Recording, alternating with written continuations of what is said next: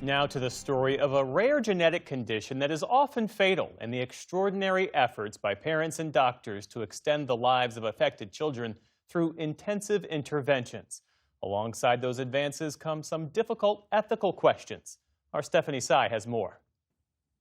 It's an agonizing diagnosis for parents and families. Trisomy 18, also known sometimes as Edwards syndrome, is often fatal within weeks after a baby is born.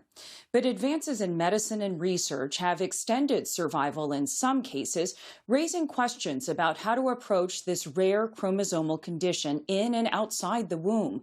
Dr. Sherry Fink recently chronicled in the New York Times what happened to a young boy named Noah through the enormous efforts of his mother, Dr. Jacqueline Vidosh, and intense treatment. Sherry Fink is also the Pulitzer Prize-winning author of 5 Days at Memorial, which is about patient deaths at a New Orleans hospital after Hurricane Katrina. And she joins me now. Dr. Fink, thank you so much. This is a tremendous piece of reporting you did, and you've been following some of these cases for years. Tell me, what has changed the outlook for kids born with this disorder? Thank you. I think it's actually been the families. For many years, this was considered a diagnosis that was too lethal to treat. When I went to medical school, that's what we learned. And these families found each other. They formed support groups. When they would have a child might survive against the odds. And with the advent of the internet and social media, parents who had kids who did survive found each other and started to, in some cases, request the same kinds of treatments that other children would get who didn't have the diagnosis. Then research was done, and more there was evidence that accumulated that in some cases the medical treatments could extend life.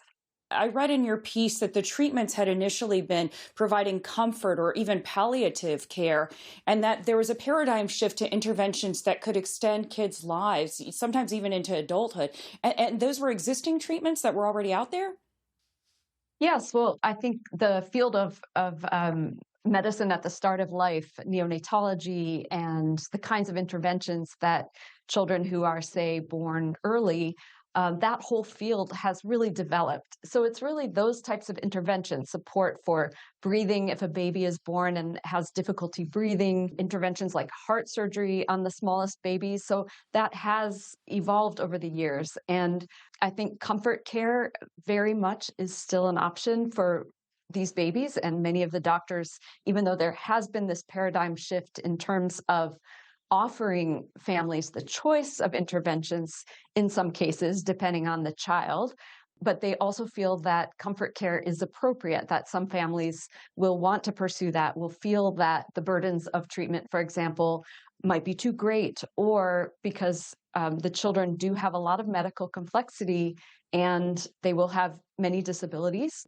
The big change in the last few years has been the wider acceptance among the medical community that a disorder that was considered lethal, that was considered not treatable, now, to some extent, the idea now is that it was a bit of a self-fulfilling prophecy. In other words, if a baby is born, has lots of medical needs, and doesn't get treatment, then of course they will pass away. And now it's known that in some cases, those interventions could actually help the child to live longer, but still with significant medical complexity and disabilities. Yeah, and you describe this 4-year-old Noah in detail, the deliberations, first of all, that went into it, even when Noah was still in his mother's womb. It was one step at a time, and there's this part of the piece where you say the mother wanted to see if he was going to be a fighter, but he comes out of the womb and he stops breathing. So describe that case and what it illustrates. Well, Dr. Vidosh, Jacqueline, she was like any other doctor. She was an obstetrician and had learned that this was a lethal fatal diagnosis. She said that she warned when she received the prenatal, because this is typically diagnosed with prenatal testing, about 1,000 babies a year in the US. And so slowly she had to make decisions about what to do. She when Noah was going to be born, as Jacqueline found a support group called SOFT, the support group for trisomy 13, 18, and associated disorders, found a lot of medical information there, started reading the medical literature. She and her husband decided at the time that they were going to give Noah what any other child who might be born and need some support, they were going to give him a chance to kind of see if he would stabilize, see if he could survive, see if he was a fighter, as they said. And so they went in initially thinking they wouldn't do any sort of medical interventions, to accepting this idea of giving him breathing support when he was born. And he did respond to it.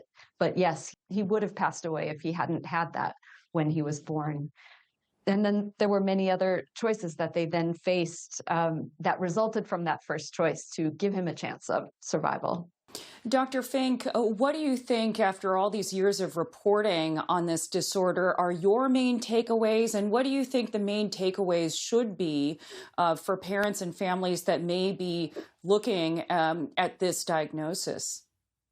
Well, I've spent time with children like Noah and other children, and I think one of the big changes was also research into the families themselves. I think there's often an assumption that if a child is severely disabled, cognitively disabled, in this case, most of these children, or almost all of them, are nonverbal, that, these deep questions of, what is a worthwhile life, or is that child happy, for example. And what is incredible about these kids is that their families talk about them as being, a very happy disposition, that they communicate, that they engage.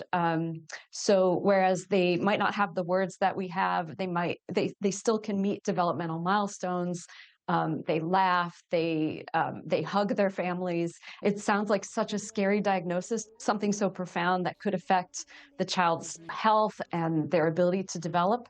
But in fact, there's something so beautiful about the devotion of the families that do decide to try to offer their children the best chance of surviving. And also, I think we really need to respect families who say that this doesn't meet their values, or that they feel like in their child's case, that wouldn't be the right choice to choose heart surgery, for example, to repair the heart, or to choose a ventilator, a tracheostomy. So to me, it really comes down to speaking to different families who've made different choices, and understanding and empathizing with all of them, and also just being blown away and impressed by the love that all of these families that are faced with a diagnosis that is unexpected, and of course, very, very difficult, that they go on and can have amazing lives when they're offered choices. So that is my big takeaway.